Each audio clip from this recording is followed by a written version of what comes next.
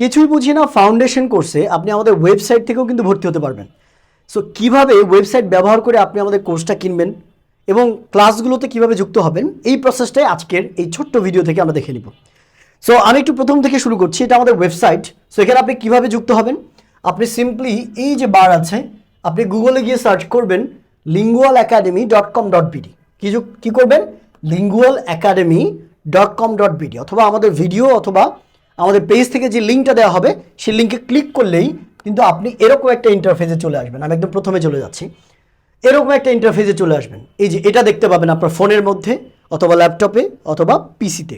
So ইন্টারফেসে আসার পর আপনি দেখবেন যে কর্নারে একটা লগ ইন বাটন আছে। এখানে এই যে লগ ইন বাটনটা আছে, এই লগ ইন বাটনে আপনি ক্লিক করে কিন্তু আপনার অ্যাকাউন্টটাকে ওপেন করতে পারবেন। লগ ইন বাটনে ক্লিক করার পর আপনাকে এরকম একটা অপশন দেখাবে, ফর্ম দেখাবে, log in into your account. তো আপনার তো এখনও অ্যাকাউন্ট নাই, আপনি নতুন আমাদের ওয়েবসাইটে, আগে একটা অ্যাকাউন্ট খুলে নিতে হবে। সেটার জন্য এখানেও কিছু বসাবেন না, এখানেও কিছু বসাবেন না। এই দুইটার নিচে এই যে দেখেন লাল রেজিস্টার নামের একটা বাটন আছে, এই রেজিস্টার বাটনে ক্লিক করতে হবে। রেজিস্টার বাটনে ক্লিক করলেন, করার পর এখানে আপনার নতুন একটা অ্যাকাউন্ট খুলতে হবে। কি কি লাগবে? আপনার নাম দিতে হবে। এখানে আপনি যেই নামে অ্যাকাউন্টটা করতে চান, মাথায় রাখবেন এখানে সেই নামটাই দিবেন যে নামটা আপনার সার্টিফিকেটে আপনি চান।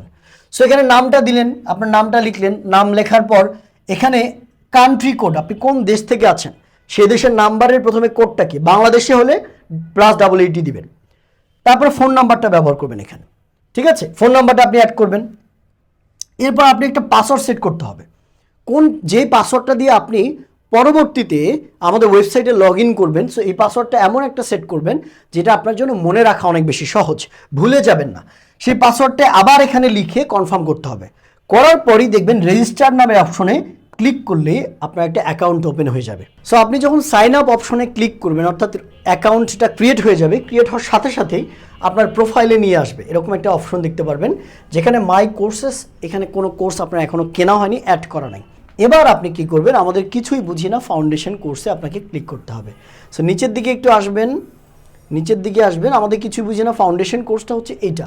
সো আমি যদি এখানে একটু ক্লিক করি, এই যে আমাদের পেজটা লোড হবে। এভাবে লোড হওয়ার পর দেখেন এখানে একটা অপশন আছে। এখানে আসার পর এখানে দেখবেন একটা বাই নাও অপশন আছে। আপনি বাই নাও অপশনে ক্লিক করবেন।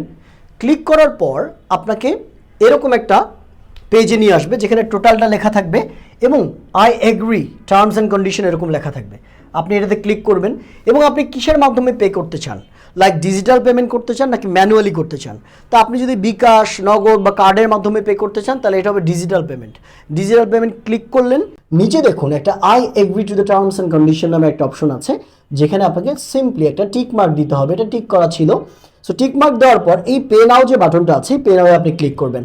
ক্লিক করার পর দেখবেন একটু ওয়েট করলে আপনাকে আরেকটা ওয়েবসাইটে নিয়ে যাচ্ছে, যেটার মাধ্যমে আপনি আসলে পে করবেন। এবং এখানে আমরা বেশ কিছু অপশনস পাবো, লাইক কার্ডসের মাধ্যমে পে করা, মোবাইল ব্যাংকিং যেমন বিকাশ, নগদ, তারপরে হচ্ছে আপনার সেলফিন, এগুলোর মাধ্যমে পে করা। আপনি দেশের বাইরে থেকেও কিন্তু সেম প্রসেস ফলো করে পে করতে পারবেন। খেয়াল করে দেখুন, এই যে কার্ডসে চলে আসলে আমরা দেখবো এখানে কি কি কার্ড, এক্স্যাক্টলি কার্ডটা ডিটেলস দিয়ে আপনি কার্ড দিয়ে পে করতে পারবেন। আপনি যদি বিকাশ, নগদের মাধ্যমে পে করতে চান তাহলে আপনি মোবাইল ব্যাংকিংয়ে চলে আসবেন। এখানে আমি ধরে নিলাম যে আমি বিকাশের মাধ্যমে পে করছি। সো আমি বিকাশের মাধ্যমে পে করলাম। বিকাশ সিলেক্ট করার পর আমাকে একটু নিচের দিকে যেতে হবে।